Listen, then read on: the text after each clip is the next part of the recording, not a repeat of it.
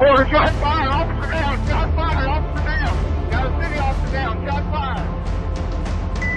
223, be advised, we have a visual on enemy paratroopers in grid Papa uniforms. Welcome to the Resilient Warrior Nation, a podcast dedicated to inspiring hope and healing for first responders, military veterans, and anyone facing PTSD and trauma. Hey everybody, welcome to another podcast episode of the Resilient Warrior Nation. I'm your host, Mike Morgan. I am pumped today. My guest is Matt Domyancic, who's a medically retired police officer, former SWAT operator, academy instructor, and strength coach who has spent his life in the trenches, on the street, in the weight room, and now walking alongside first responders and veterans on that path to healing.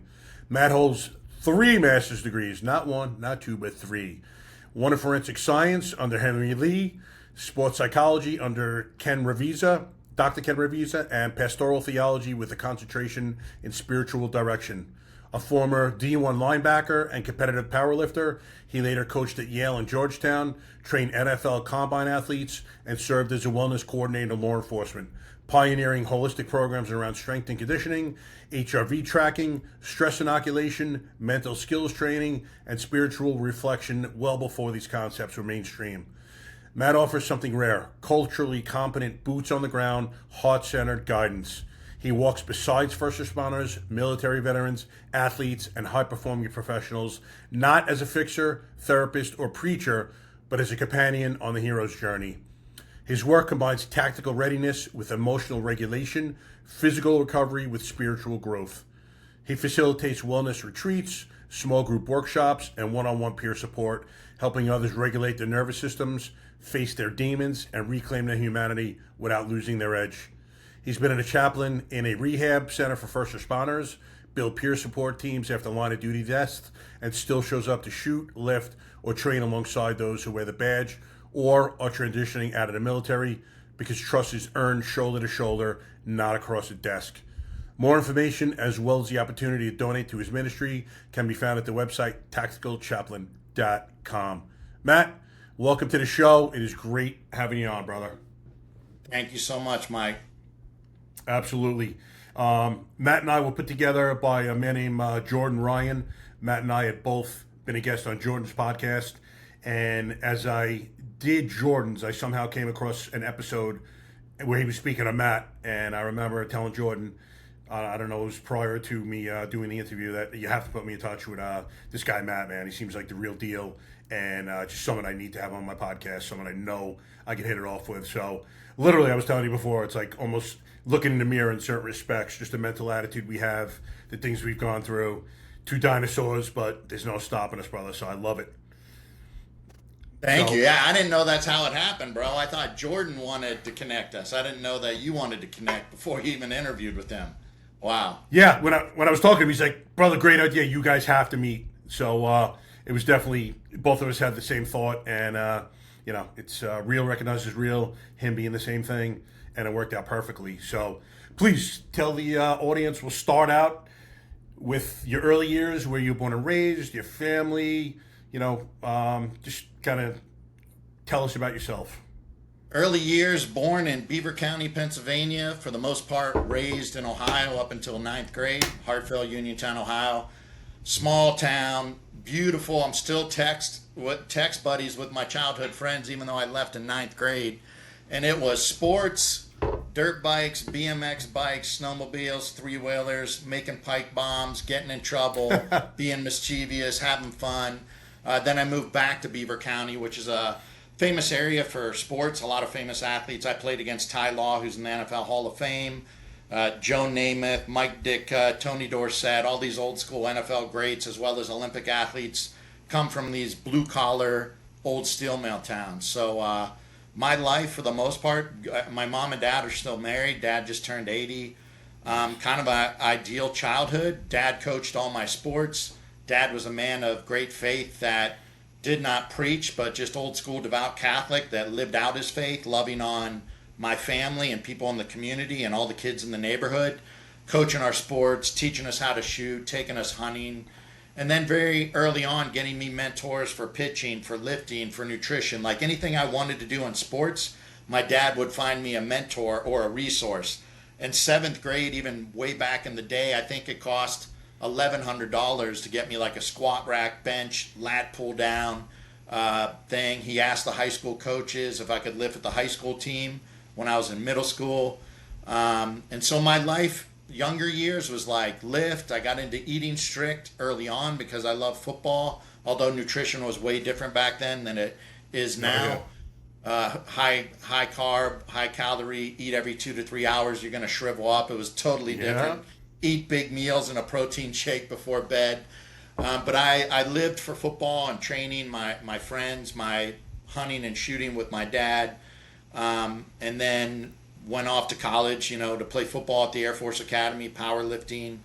That was a great experience, although it's not fun. It's kind of like prison, but you really bond with the other athletes because they're super academic schools, and there's a lot of like people there that have perfect grades in SAT, but like very low emotional intelligence, and it's payback time for a lot of the jocks depending on what squad you're in. So man, good times, a lot of learning lessons. Broke my eardrum boxing, wasn't going to be able to fly. So I ended up transferring. I visited Harvard, Cornell, Colgate, and transferred to Colgate University in upstate New York, finished football undergrad there. And then, longer story short, thought I wanted to be a Fed and was going to go to law school because that's what everybody told me to do. But at the last minute, somebody had told me the next big thing is forensic science. This is before CSI TV shows and movies in the 90s, and there was only 2 programs back then.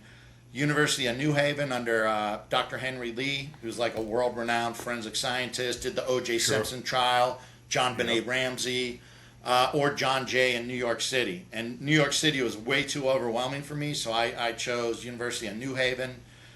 Go to New Haven, I'm doing this, I'm meeting feds in the classes, I'm meeting some cops. I was a strength coach at Yale, longer story, but I thought I was going to keep training for free agency. So I went to Yale, asked if I could lift there. NFL? And NFL, obviously? Yeah. Okay. Dreaming, but to be in grad school full time, be a GA, like doing homework, studying, and like how am I going to train enough to try out? But a couple weeks into working out at Yale, the strength coach at the time, who was pretty well known, Steve Plisk, and also Russ DeRosa, who's been the head strength coach of BC hockey for the last 23 years. I walk in the office one day, and these 2 guys are laughing and kind of busting my chops, and they're like, "Hey man, we know you're kind of a starving grad student. You want to get paid?" And I'm like, "What do you mean?" They're like, "You want to be a GA, like start strength coaching here?" I'm like, "You're going to pay me to lift weights with the Yale athletes?" Like, I'm in. Sign me up, baby. Yeah, so I never planned to be a strength coach, and I eventually got into sports ministry there too, and kept doing that for many years, even after I ended up in D.C. at Georgetown as a strength coach doing ministry. And longer story short, during that summer, I did an internship at a place called Storm Mountain Training Center, which there was a lot of contract agencies back then. I was supposed to go to Blackwater Lodge, run by or owned by Eric Prince, Navy SEAL. And I stopped in West Virginia. This guy, Rod Ryan, told me, ex-SWAT, DC SWAT, ex-Green Beret, I needed some paperwork signed. You did so many hours of an internship to get your master's degree. And Blackwater Lodge set everything up. So I was heading there. This dude, Rod Ryan in West Virginia, said, "You can stop by this air assault," so it's a fast rope and rappelling course with live fire, and you can check it out. But he didn't say anything about doing my grad school paperwork. So I stopped by, and then he starts breaking my balls like, "Oh, college boy, I didn't think you'd show up. Grad student in forensic science." He saw something that had Air Force Academy, so starts ripping on ring knockers like, "You dorks." And he said, "Get your gear, man." And a Green Beret dude. I was like, "What gear? I don't have gear for this." Like rappelling and fast rope and a drop down holster. So anyways, he gives me all this gear, and I do this 5-day course with special ops and SWAT teams. And it was the best thing since college football. And I had told his kids on the break that I have to do the internship at Storm Mountain because I didn't hear back from their dad. And so on the final day, it's a longer story short, He's like, hey man, you want to hold a clipboard for squids? You want to stay here and train like a man? I got a bedroom underneath the gun store. You can eat meals with my family. You're not going to observe. You're going to go through every course: sniper, CQB, SWAT school, combat handgun, carbine classes. So I trained a whole summer as a grad student, running and gunning, sniper with special ops and SWAT teams. And I learned that the Fed jobs, both through a couple people I met in grad school, I was like, these guys don't seem like the movies. Like, they're not into martial arts and lifting, or I don't think they know much about guns. But in the movies, at least growing up, these FBI agents were the ninjas and the tactical shooters and chasing bad guys and interrogating them. But meeting the feds in grad school and the ones at Storm Mountain, they were not the running and gunning guys. It was the enlisted military operators and the metropolitan SWAT guys that I gravitated towards, just like the Air Force Colgate football player, powerlifter, athlete profile. So Can I interrupt you one second? Yeah. I just have one quick story expounding upon that Fed thing. So I went through the hiring process for the FBI, and after you passed the initial written, I was living in Atlanta at the time, so they flew a bunch of us down to Fort Lauderdale for the board interviews. Prior to, they called the 20 of us who were going down into a quick little seminar, kind of telling us what we would expect, what was expected of us. And a buddy of mine, Pete Fight, and I were both going through the hiring process, so we went there together. And I remember the doors open to this big boardroom, and it's the other candidates. We were pretty much the last two there. And I looked at them, and he and I sat down, and I looked, and I said, I just whispered in his ear, I'm like, these are the cats who are going to have our backs, bro?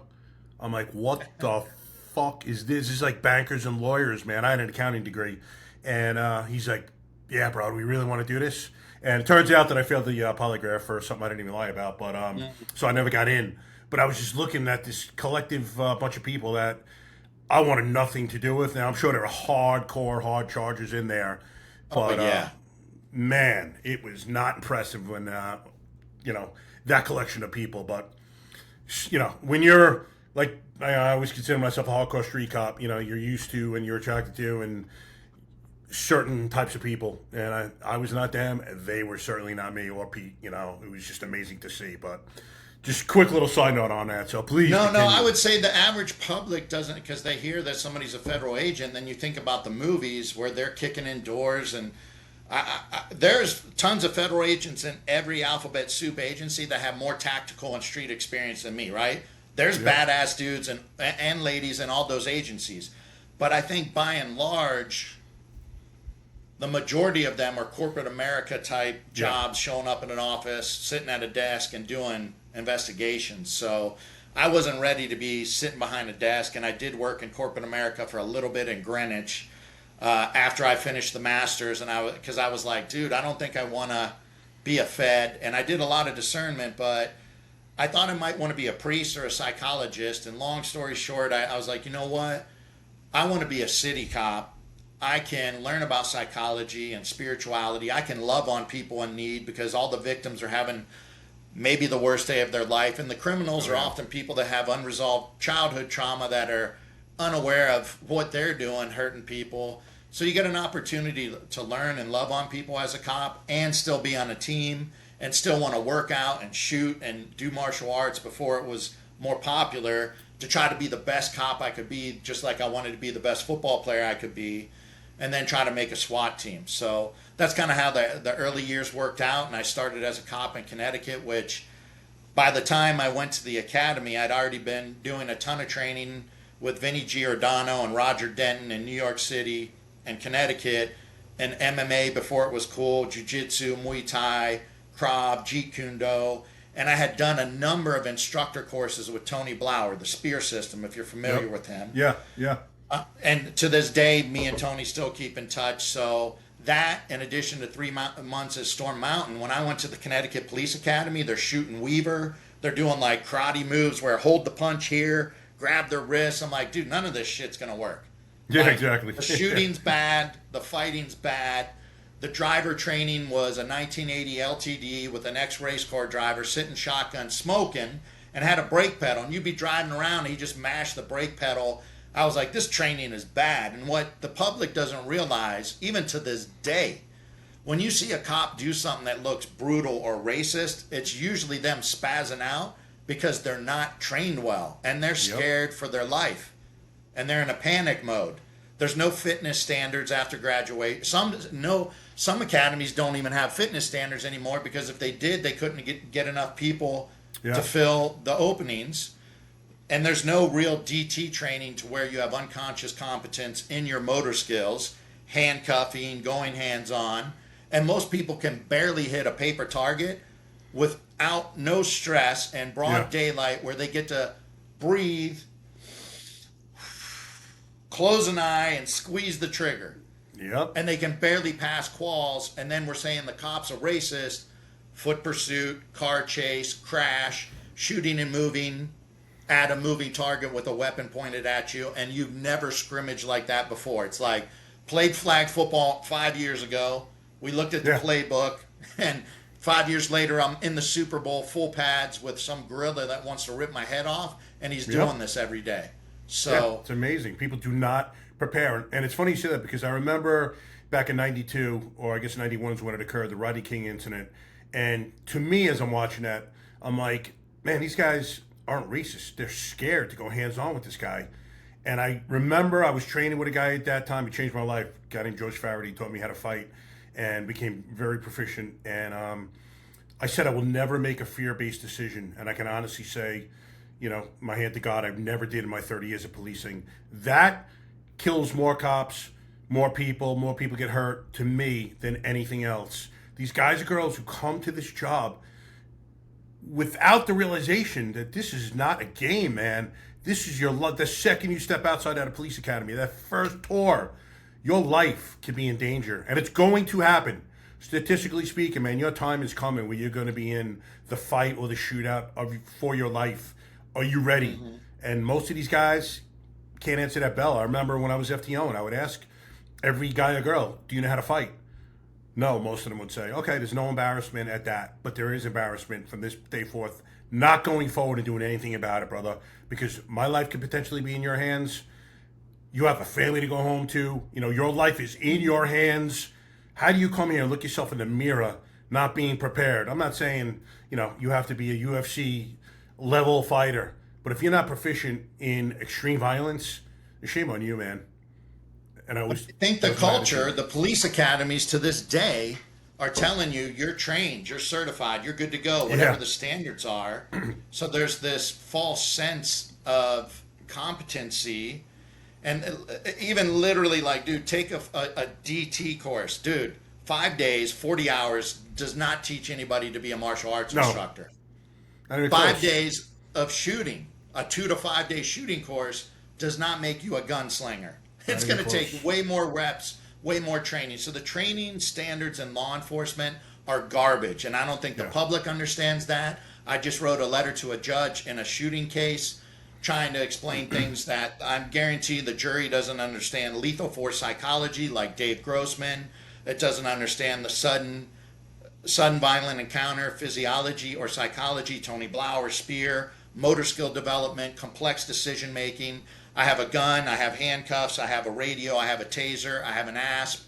All these different tools, layers in complexities that if you're not proficient at each one of these under stress first and then integrating using them, it's a shit show when a cop gets in a use of force. But they haven't been told, hey, we really didn't prepare you, and we may throw you under the bus and say we did prepare you when somebody complains and it looks ugly.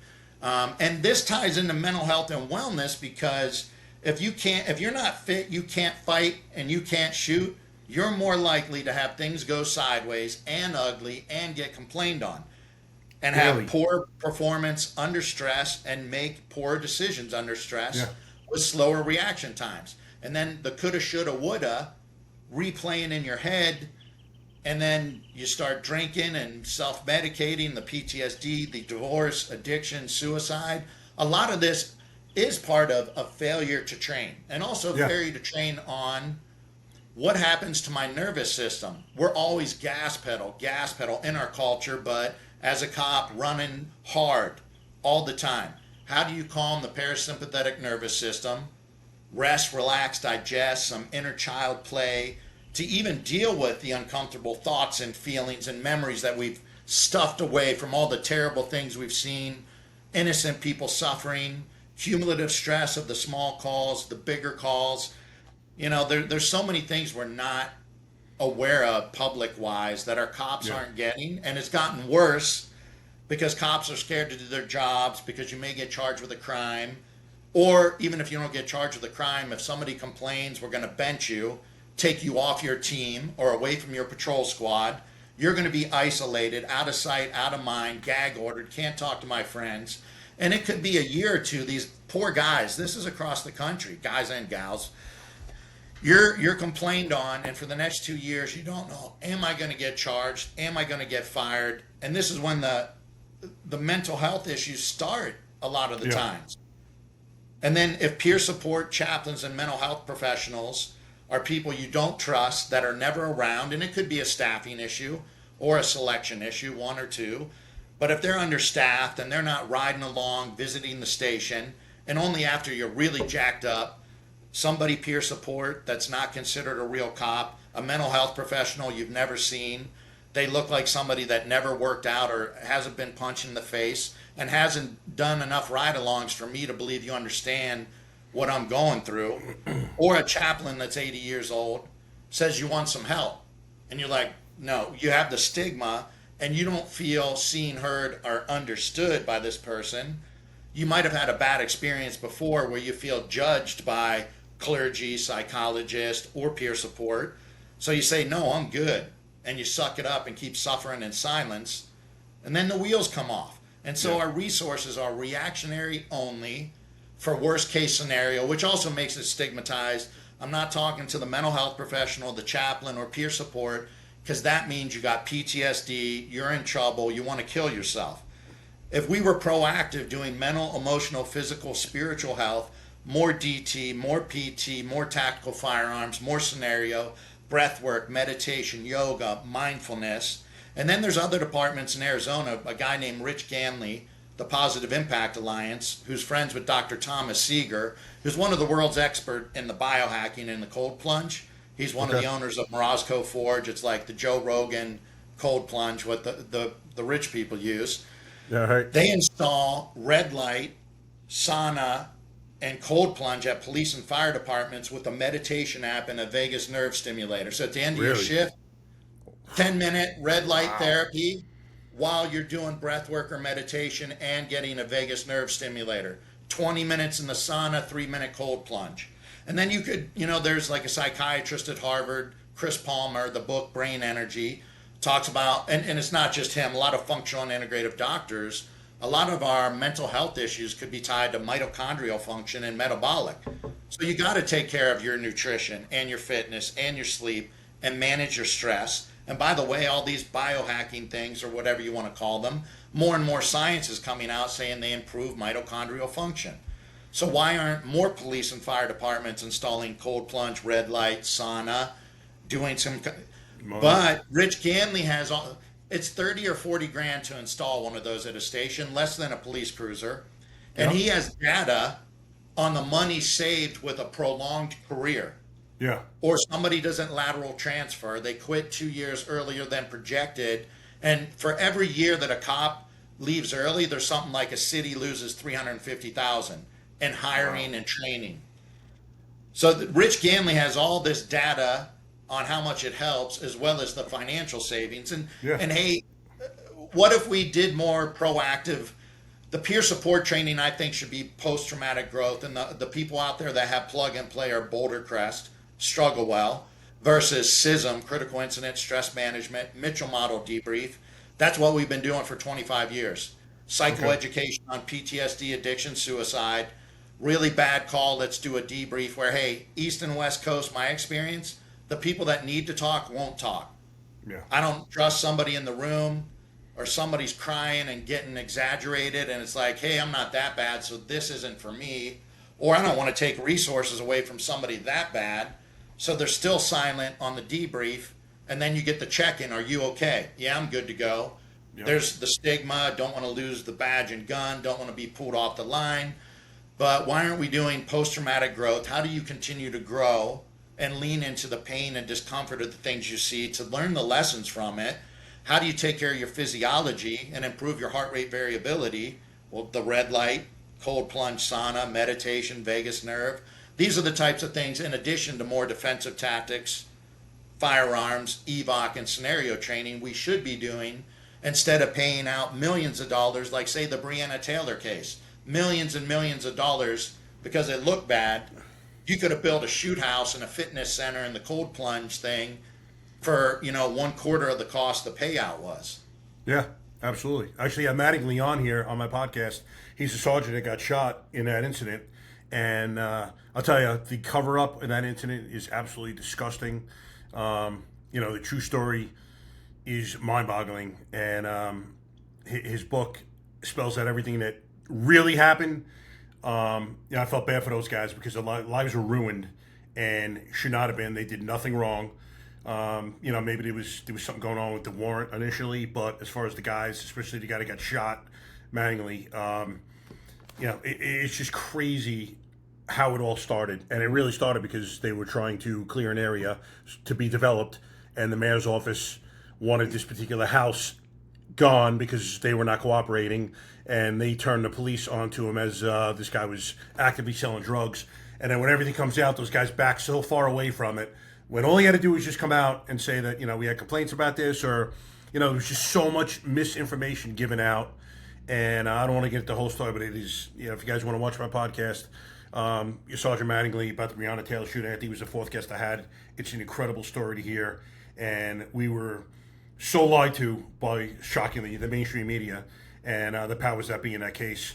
But back to speaking about officers that do not train, I cannot imagine, I was talking to someone recently about guys and girls who don't train, who go to work, and I started my 30-year career scared on a daily.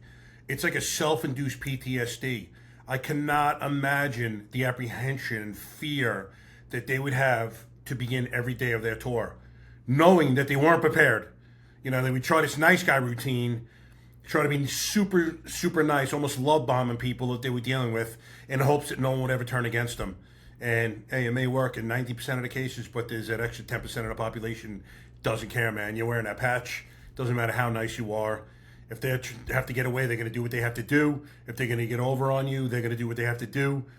So I can't imagine, putting yourself in that position. I was always ready to go if need be. Not the toughest guy in the world, but I was always prepared to do what I had to do when it had to be done. And then, misconceptions about PTSD. Us in the quote-unquote industry have so many misconceptions. Cops and veterans don't even realize how many different causes there are. Mine, after retiring, I was pretty good in my career. I never, was a guy who couldn't sleep or thought about things too much. I mean, I buried them, compartmentalized, whatever you want to call it, deeply. I was great. But after I retired, had time to think. It's when I started going through it. And my PTSD was caused by being in the midst of so many other people's deepest visceral pain of their lives, delivering that death notification or going to the house after the loved one just committed suicide or was killed by a homicide, or even DOAs, whatever it was. It was like there was a line, and it was their life before they met Mike Morgan and their life after they met me. And seeing that devastation, man, the good people, it just, I don't know, man. It was one of those things I never processed it. I just buried it. But eventually it came up, and that's what did it for me. It was being inside the most devastatingly intimate moments of other people's lives over and over and over. I can't even imagine the estimate, bro. It was in the hundreds. My first night out of the Atlanta Academy, we started our tour at 11 p.m., doing it midnight. By 12, I saw my first homicide. By 4 a.m., my second. 5 hours, 2 homicide scenes my first night out of the academy. And it only got worse. Atlanta was the most violent city in America. I think 4 out of the 10 years I was there. And it was in the top 3, I think, every other year. It was just insane. You worked in a busy area. As shit's going on, you're like, man, is this really happening? Like they say, it's a front row seat to the stage of life. And that is probably the best and most accurate description that I could use. The immersion and the suffering of humanity. Mm-hmm. Death by 1,000 cuts, And then a lot of times people think it was this last shooting or the last rape or child molestation or suicide. But then when they sober up emotionally, so it could be sobering up from alcohol, drugs, too much overtime, too many video games, too much CrossFit and jiu-jitsu, whatever you're doing to cover up that emotional reactivity, you start sobering up and it just wasn't the shooting or the last suicide. Then I've heard this thousands of times. It's like the misery cup overflows of everything in there going back to childhood. Dad didn't tell me he loved me. My parents got divorced. I saw this in combat. That car accident with that compound fracture. Haven't thought about it for 15 years. It's all of that stuff that's been stuffed away, compartmentalized, disassociated, and we numb, distract, and self-medicate ourselves very unconsciously. When you're drinking at choir practice at the stations in the old days, maybe now they can't do it at the station, high five and another chew, another Red Bull, you don't realize, hey, I'm avoiding dealing with the suicide, the child neglect case, the domestic violence that triggered some unconscious wound about my mom and dad fighting. We're not aware of what's going on in our head and our heart. Yeah. Drink, chew, porn, overtime, ride fast, lift more, work hard, grind. Now you slow down after you retire or you get an injury or you're on investigation. And then this stuff often very much comes up eventually when you can't self-medicate yourself from it anymore. Yeah, no, it's the truth, because I had a line of duty injury, so I was out 2 years line of duty, had back surgeries about a year apart, and that was my time to think. And you mentioned childhood trauma. I just had Heather Perkins on. She's a behavioral health specialist who works with first responders and vets. And she was saying, I never realized this until I entered the space about a year ago and really started talking about two guys and girls about their lives. The amount of trauma that first responders and vets have suffered in their life as kids is huge. And I don't know if it's as a result of that, either because of or in spite of, that we go into these careers, whether or not, we hate a bully, so we're trying to stop the bullying, whether, it could be a father who did that to you.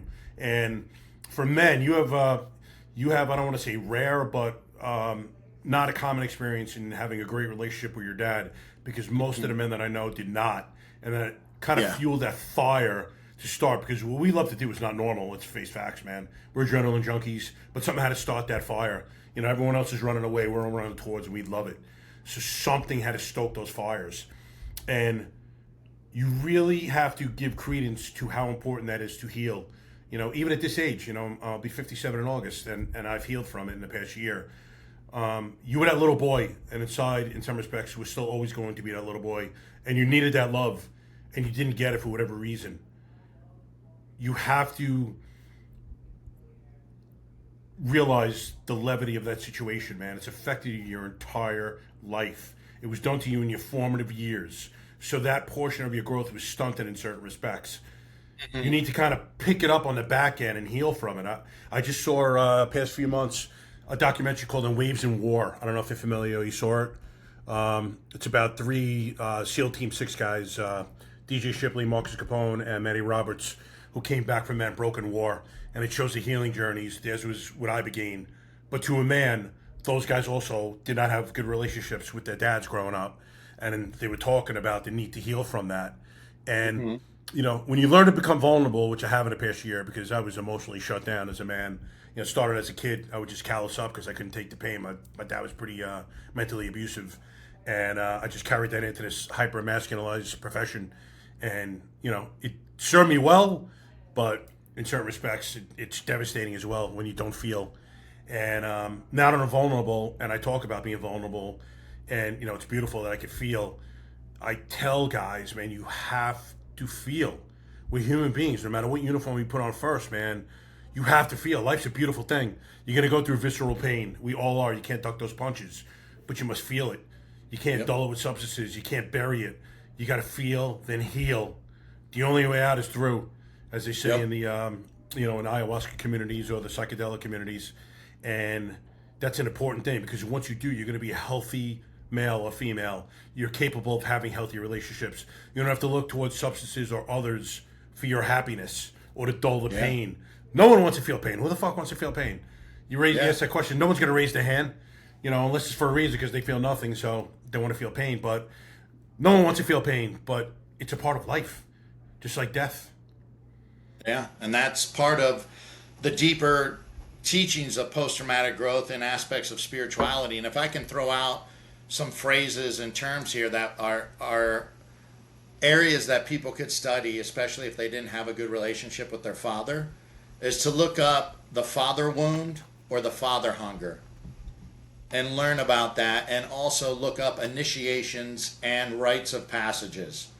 So it's not just your father, it's having a community of elders teaching you what a healthy masculinity is. Mm-hmm. And in all the tribal cultures around the world, before there was any way for them to communicate, it's wild to study initiations and rites of passage and see how similar they were on different continents even. And when you get around to 12, 13, the men take you from the women and children and take you into the bush and the woods and the mountains. It can be 3 months or a year. This is how you fish, hunt, fight. Here's our spiritual tradition. You're going to be a man and go take care of the women and children. But it's done in a super hard but a loving and a nourishing way by all the elders, all the elder men. And we don't, these are longer lessons, but we don't do rites of passage or initiations. And yeah, a lot of people have a massive father wound and father hunger. And there's a lot of books out there. I guess if somebody's interested, they could reach out. But if you're dealing with things you didn't get as a child from your mother and father, you as an adult, you have to reparent yourself. And we can't heal what we can't see or feel. Yeah. Right? And so many of our patterns are unconscious and helped us either survive the shitty stuff or maybe helped us thrive in sports and school and as a cop or firefighter or a tier 1 guy. But those patterns of surviving and thriving at some point become the further obstacle to growth. And if you're unconscious and unaware of what those baby wounds or child wounds are and how you adopted and developed these patterns to survive and thrive, you're going to keep trying to do things that you're recreating the same problems in your life over and over, but you got to take your foot off the gas. And men, and especially men, first responders and veterans, don't know how to take the foot off the gas. No.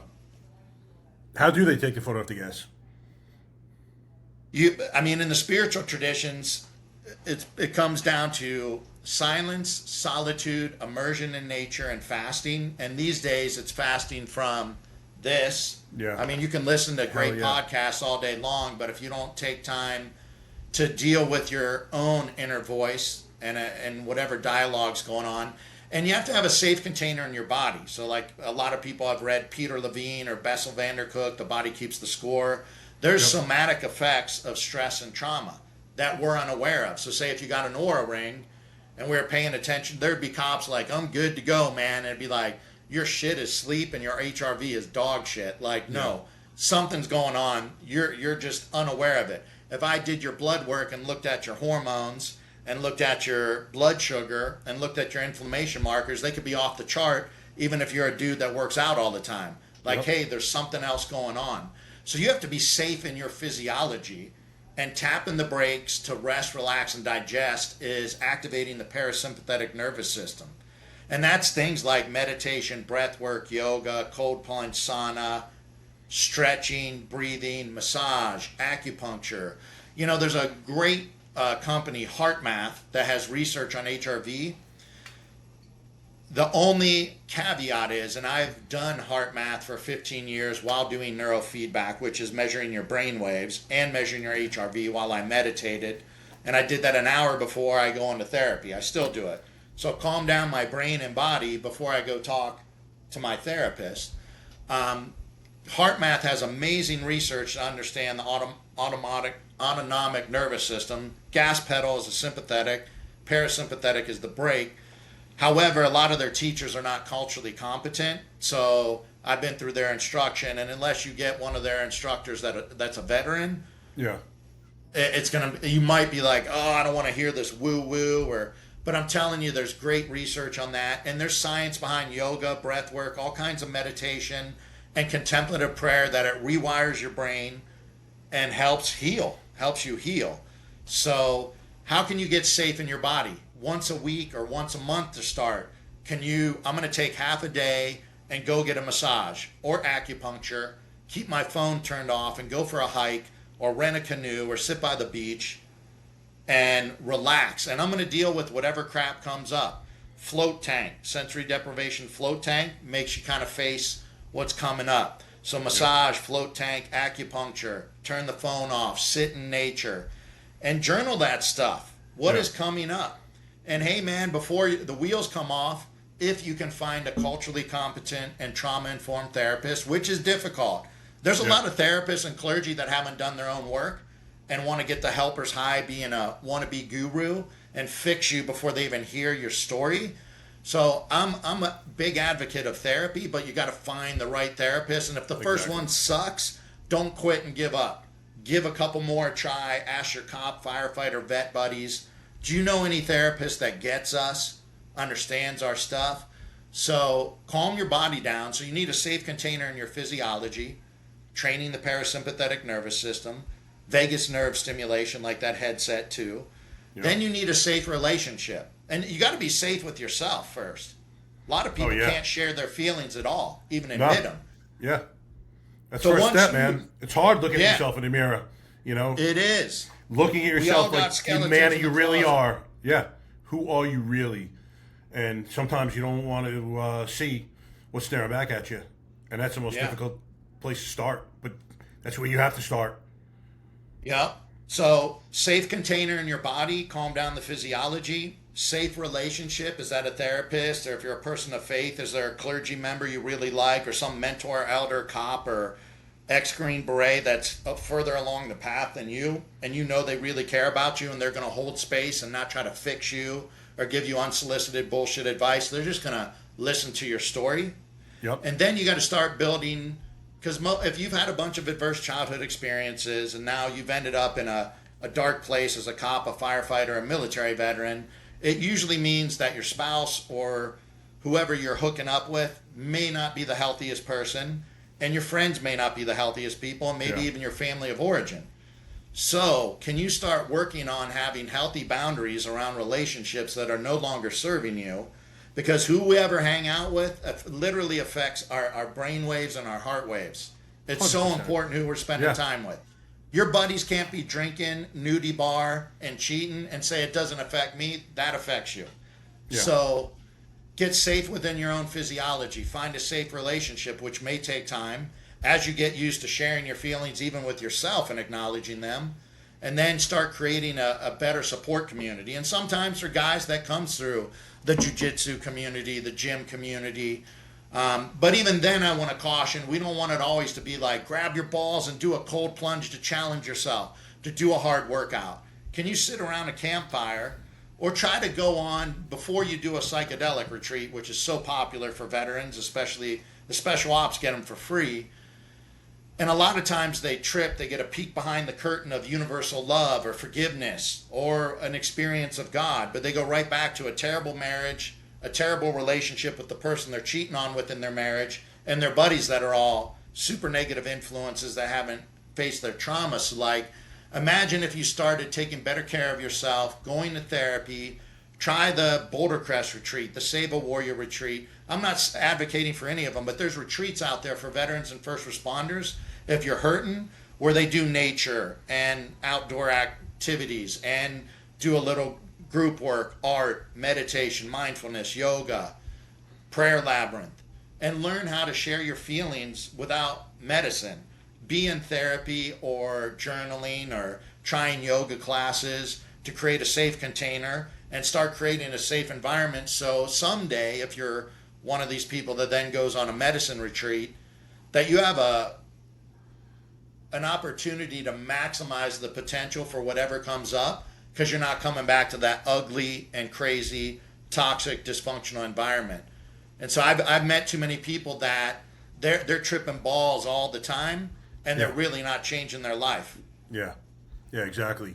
No, I think it's everything you say is hugely important. First of all, journaling, which I've started doing recently, is unbelievable because you can think about things 24/7, but it just strikes you differently when you put them down in writing, and then sometimes you read back how you were feeling a few days ago, or just something that was giving you a little bit of anxiety. it's funny, I don't get anxiety often because I'm always like, I'm supposed to be where I am, and the universe puts me through everything it's putting me through for a reason. Whatever it is and however it feels, the way I look at life now is everything is a lesson. I may not realize what the lesson is at that point, but eventually you figure it out. And it's funny, kind of what led me to my self-analysis, maybe diagnosis of PTSD. I was not feeling myself after I retired. I was depressed, angry, just wasn't, I don't know, wasn't my happy self. And then after watching the Sean Ryan video, a man named Eddie Penny was on there. This is his company, Unafraid. And he was recounting a story of losing his best friend in the Extortion 17 incident. And now I know it was this absolute warrior that was crying as he was telling the story that subconsciously told me it's okay to cry. But as he's telling his story, I started thinking about this call that I had 5 years before of a 2-year-old floating in a pool, beautiful girl named Dana.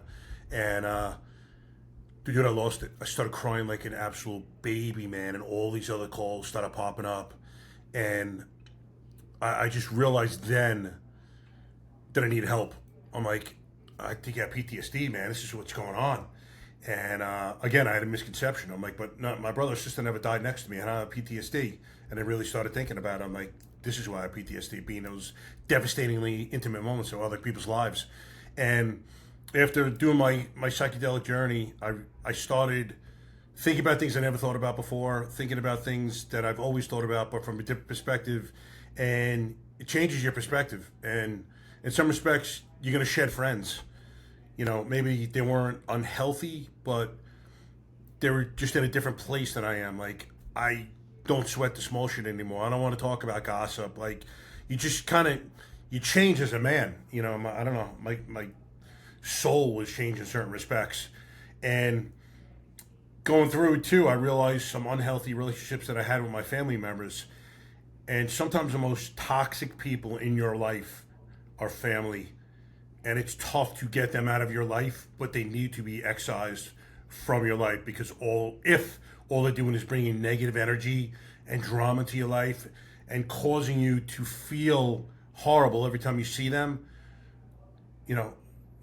if they can't do something positive for you, not I mean from a perspective of using people, I just mean, you understand what I'm saying. If they don't bring a good energy to your life, if they're not kind of vibrating on a higher frequency, then maybe you need to get them out of your life. If they're only bringing you down, if you get that feeling like, I don't want to be here when you're around them, like, that's not how life's supposed to be lived. You're supposed to want to be near the people that are closest to you. And that's one huge thing in this community since I've been here in the past year. I've volunteered. I've become really good friends with a lot of people in this, I don't know if you want to call it psychedelic community, healing community. And their mindset is just totally different. Most of these people don't have an agenda. And it's funny, being a cop for 30 years, used to dealing with people, 99% of them will lie to your face. People have an agenda. They're always trying to get over on you. It's weird at first because it's so refreshing. But us, man, we're pessimistic. Like, why is he or she being so nice? Like, the first thing we think, someone's trying to get over. But then you realize, no, man, this is just how they live their life. Like, they're beautiful souls. And it's beautiful being around people like that, man. I wasn't used to it. And I had good friends. I consider myself friendly with people of high character, but some of them, would just, I don't know, they have that negative energy and they're thinking just a little lower level than mine is now. I'm not better than them, just I'm different than them now, I guess, is the way to put it. You want to hang out with people that help you level up and be the highest version of yourself. Yep. Your true self, whatever that is, but maximize your character integrity and whatever your mission in the world is now, other than being a cop, a firefighter, or an operator. Like, what's your mission?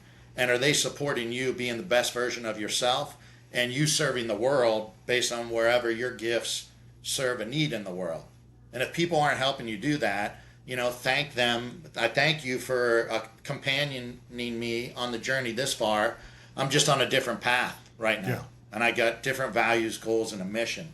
And you keep bringing up, these horrible things we see, that if you're a human being and not a sociopath or a psychopath, you should have a broken heart over all the things that cops and firefighters and EMS and even ER doctors and nurses see. Yeah. But you're told to suck it up and drive on. One call to the next. I can't show emotion.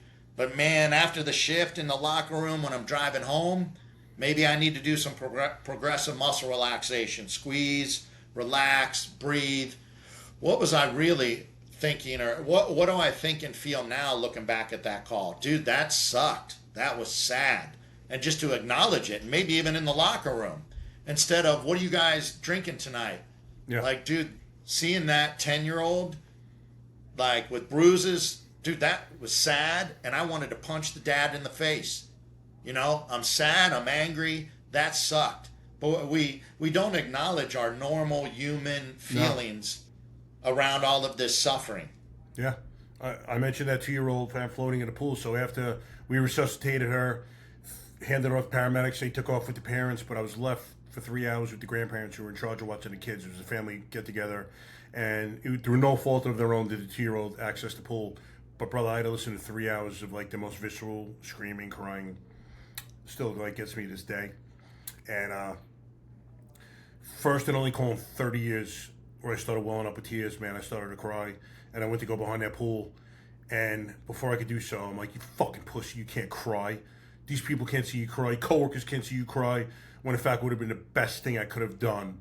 So I stopped myself immediately and walked back to where I was. And would have been the best, most cathartic thing I could have done was just kind of lose it for a couple of minutes, you know, regain my composure and go back, because we're human, man. We're human first. You know, no matter how fierce you are, no matter what uniform you wear, you're a human being. And seeing something like that, it was just, it broke my heart. And the department sent the chaplain to me the next day, and I thanked them for that. Should have been more, but it was good that at least they had the chaplain come and speak to me. And I remember speaking to him, and I'm like, I just don't understand, why did God let this baby live? Because she suffered a hypoxic brain injury. It was touch and go at that time. We weren't sure if she was going to survive. She has, and she's actually done remarkably well. But I was like, I don't understand, Father. I'm like, she was dead. Why would God bring her back if she's essentially going to be a vegetable and bedridden the rest of her life? And he's like, Mike, it's a good point. You know, think about it this way. If she's going to pass away, at least you're given time for the family to grieve.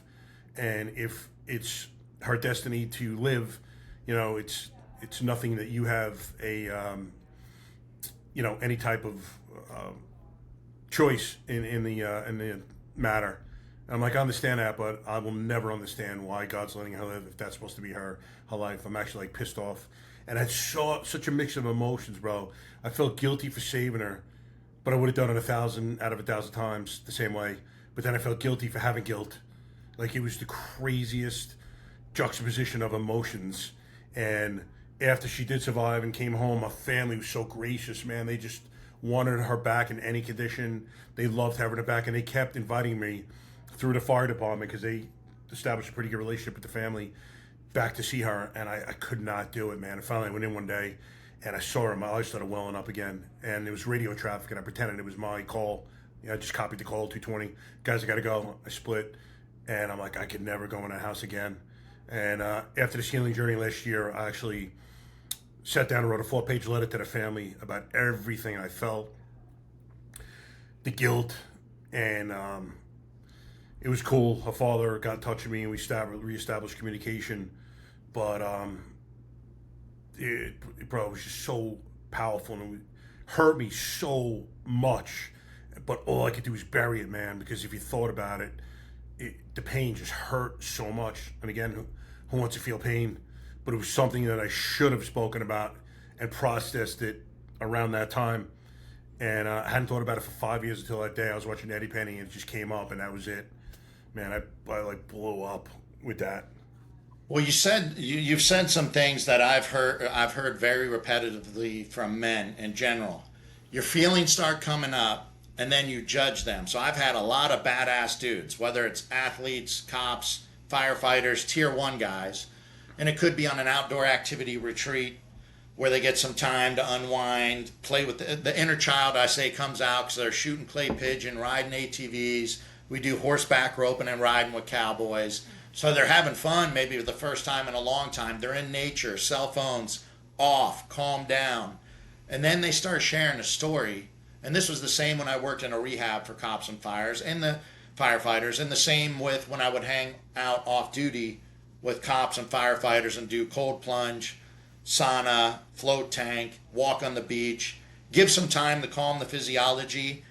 I was a safe relationship for a lot of them.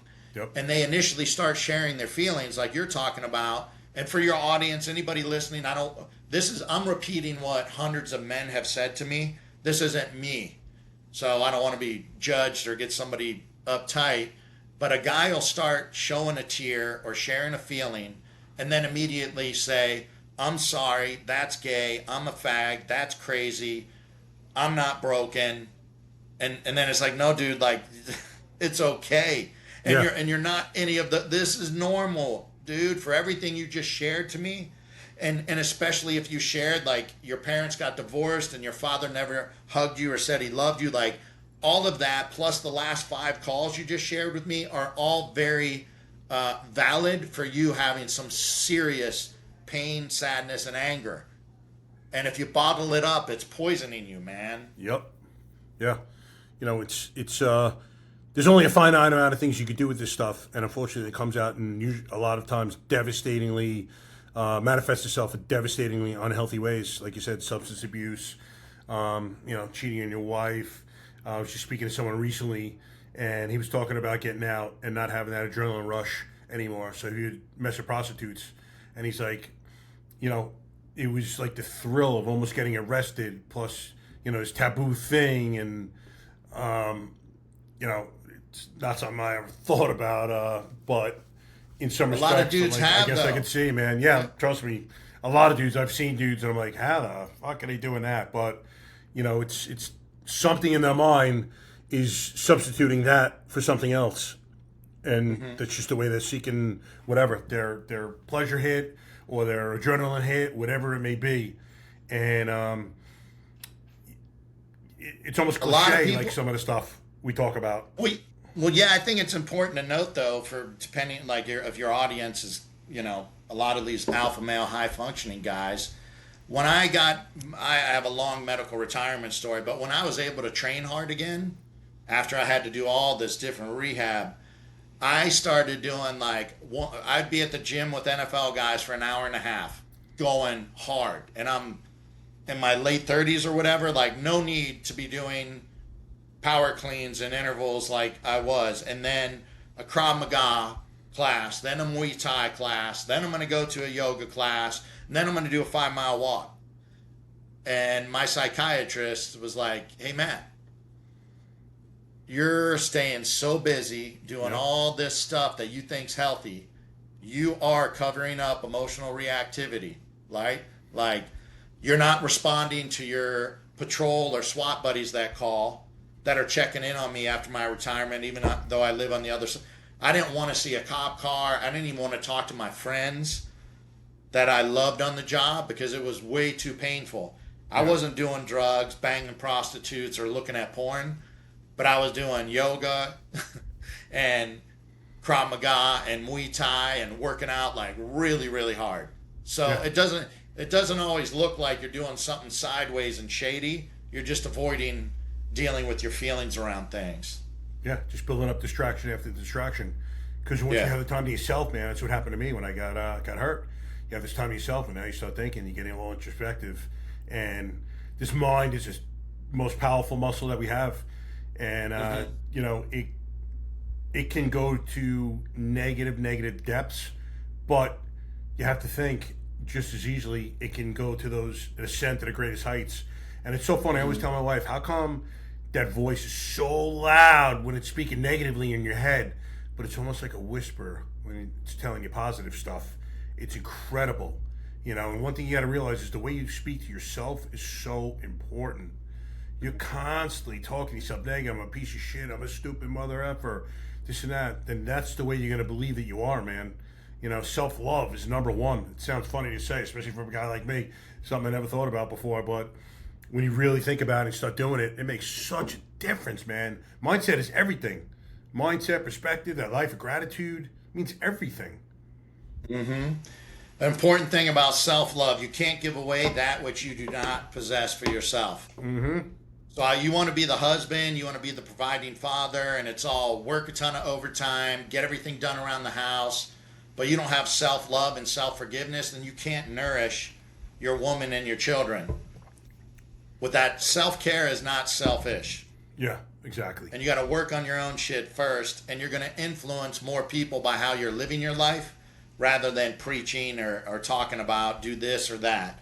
And you show people you love them by really showing up and being present where they feel seen, heard, understood, not judged. You're not trying to fix them or give them unsolicited advice. Yeah. And that takes a lot of work because you want to be a good listener for other people.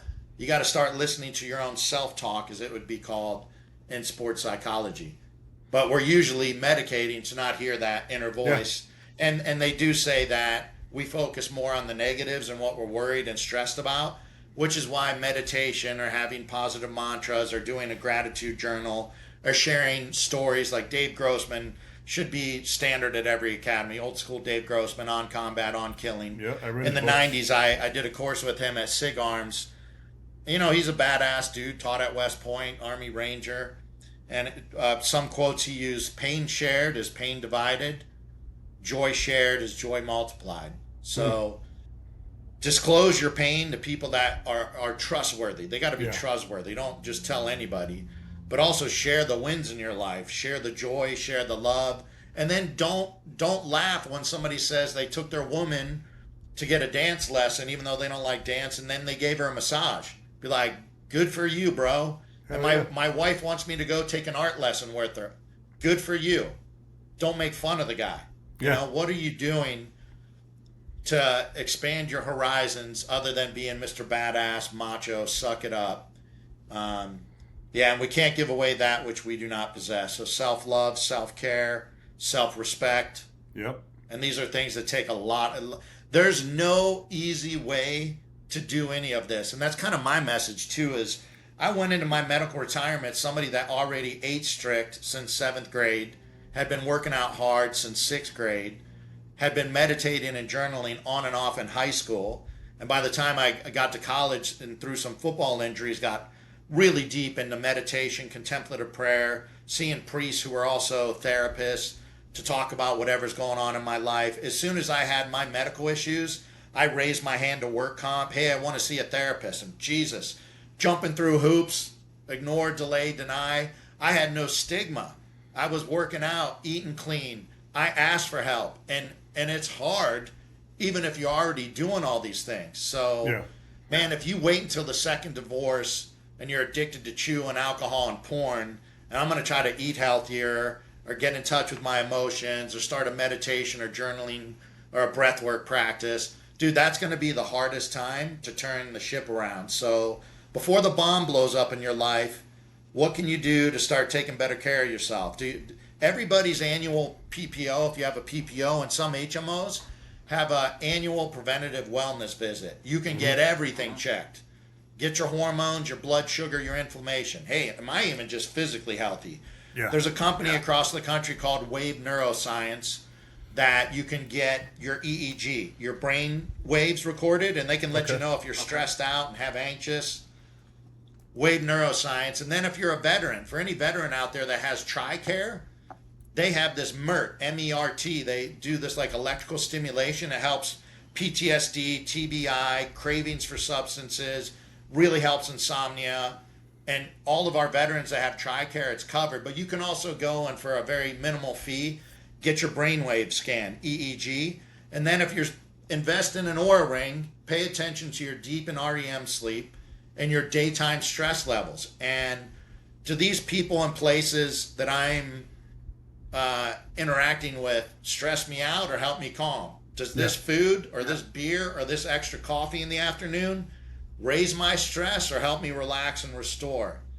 Did I try artwork, going to a symphony with my wife, float tank, sauna, massage, acupuncture, Tai Chi, walking on the beach?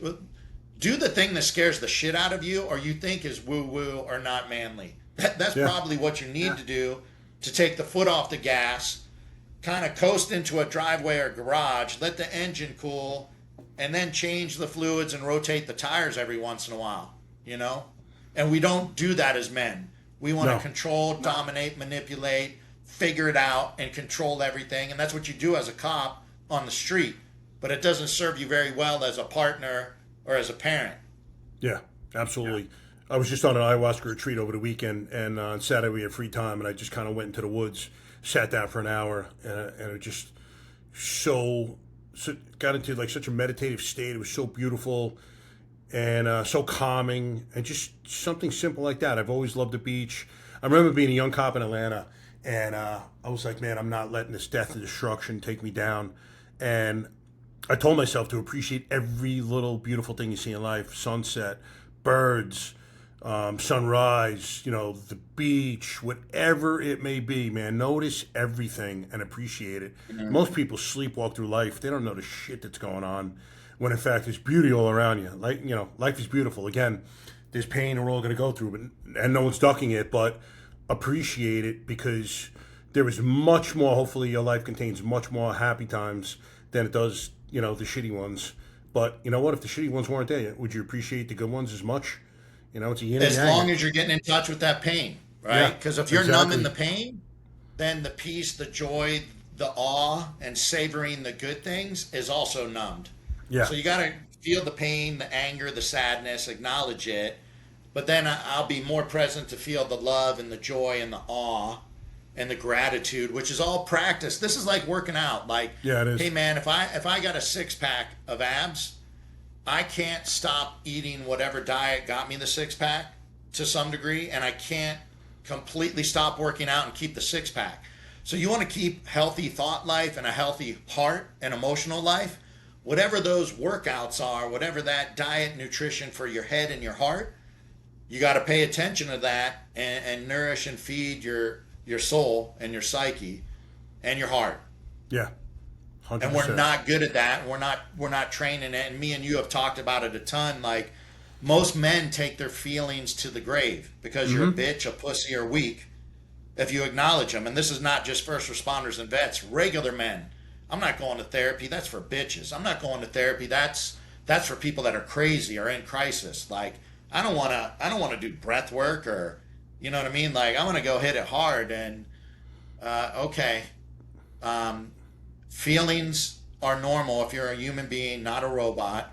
And if you're a cop, a firefighter, or a combat vet, you've seen so much trauma. You got way more stuff going on than the regular guy that's working corporate America. That still, life is hard, going through a divorce, or mom and dad passing away, or somebody getting diagnosed with cancer or dementia. At some point, every one of us is facing adversity, loss, and suffering. Yeah. And why don't we start preparing ahead of time and practicing the gratitude and the self-care and the feeling our feelings a little more before the shit really hits the fan? Yeah. No, it's true. It's a great point. And no, it's coming. I mean, first of all, no one gets out of this game alive. Death is a part of life. Pain is a part of life. Don't try to duck it all the time, because it's natural. It's going to happen. Just in some respects, embrace it. Again, my thought process is everything that I get put through is for a reason, and it's going to make me stronger once I heal. But you have to feel. You have to feel to heal. And then once you do, you see these guys and girls that you're friends with, and they're in these shitty relationships. You're like, what are you doing with him or her? And they're so far beneath you. But it's because they don't feel worthy. They have low self-esteem. Whatever issue's going for, they don't feel like they can have people that are up here at their level. They have to go down to other people's levels. And that's, it's the worst thing when you see, like, you want to tell your friends you're so much better than that, man. But, people's journeys are their own individual journeys as well. They have to go through the pain and heal themselves. There's nothing, you can lead a horse to water, but you certainly can't make it drink. So, all right, so let's get back to your story now. You were training at the Green Berets facility. Where do you go from here? Well, then Connecticut. We said the Connecticut Academy. Was like, dear God, cops do not get good training. Yep. Do a couple years in Connecticut as a cop. Cops are already getting charged with crimes in Connecticut 25 years ago. Good shootings, and there's protests before BLM ever hit the scene. And they started doing paperwork for every car you pulled over. There's like extra paperwork, and depending on your department, if you Wow. Yeah. So I was like, dude, and I got in some fights with people where other agencies after pursuits had their guns out, and afterwards they're like, hey, dude, like that guy did X, Y, Z, like it was not appropriate to go hands on. And here I am training with Rod Ryan and Storm Mountain and Tony Blauer and doing all this MMA before it was cool. But I was so scared of my supervisors chewing my ass out for drawing my gun that I'm doing what cops in America do now. Yeah. Walking on eggshells. I can't use an appropriate level of force. Somebody's going to be mad, or now it's like I might go to jail. So long story short, I decided, had another college football buddy that was a cop, and it's rare for Colgate guys to be cops, right? So there was another dude that had been a cop. I worked with a guy in Atlanta, and I went to Colgate for a couple of years too, Chris Bunch.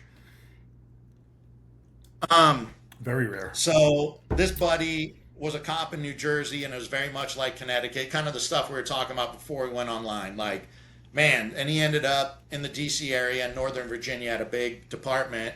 I went down, did a ride along with who eventually was my SWAT commander. I took like a $30,000 pay cut. When I interviewed for them, I remember Captain Spradley and Lieutenant Tibbs. I remember their names. You're supposed to get a step for a bachelor's, a master's, a DD 214 if you're a military vet, full-time police experience, or any certifications as an instructor. Okay. I got all this Storm Mountain, bachelor's, master's, full-time police, and they didn't give me any steps. So I started out, because they said, you're coming here to go to the feds. I'm like, no, I'm not. I'm already a cop. I just want to be in a more active department with more specialty units, and Connecticut was crazy, like anti-police. So I took, which hurts me now, my pension is much lower because I didn't get those steps on top of a pension that's not that great. But I had to repeat a whole academy. I was the director's award. It's easy enough going through a second police academy, and you've already been to military school and sniper schools and football camps. Yep. But that academy had way better training. All the firearms guys were ex-SWAT or jump out or just gun nuts that kept updated, right? The scenario training was better. We had our own driver's track with brand new Crown Vics that you got to hammer on, you know?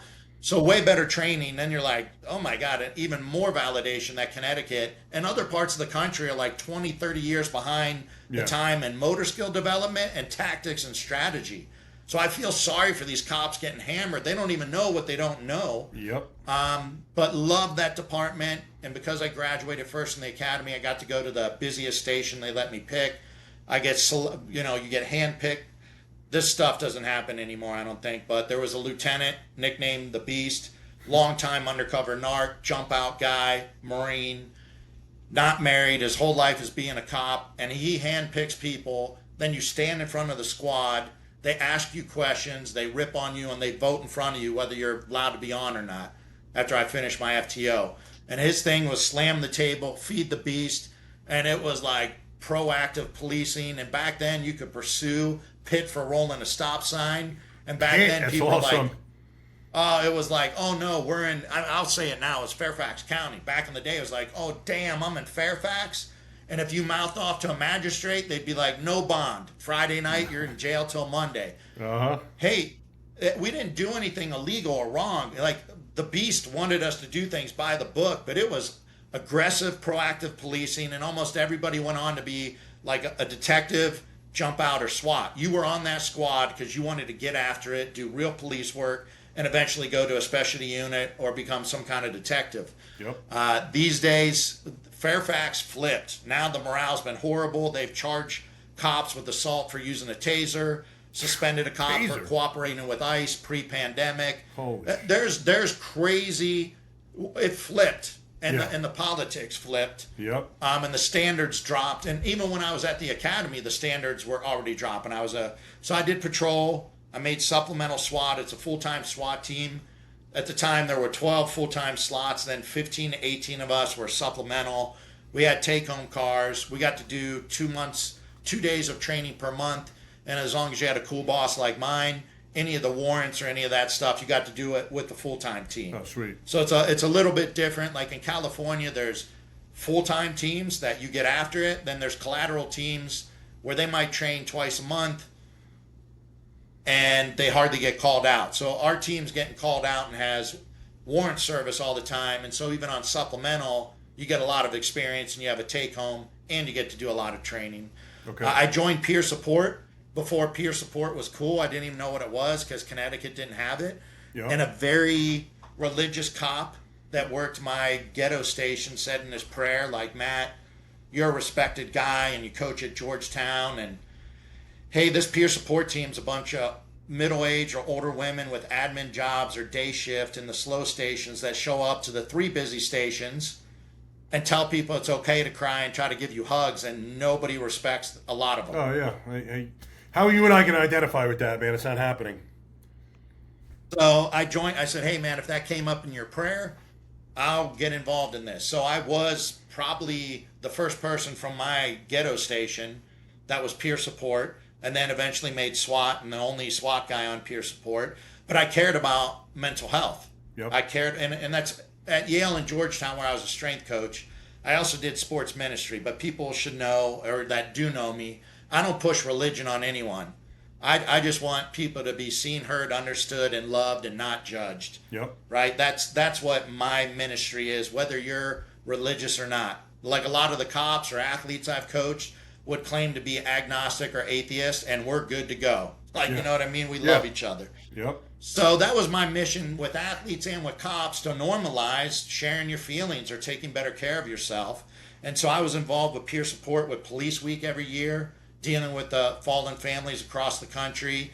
There was a good regional cooperation, so I got dispatched to all kinds of big events.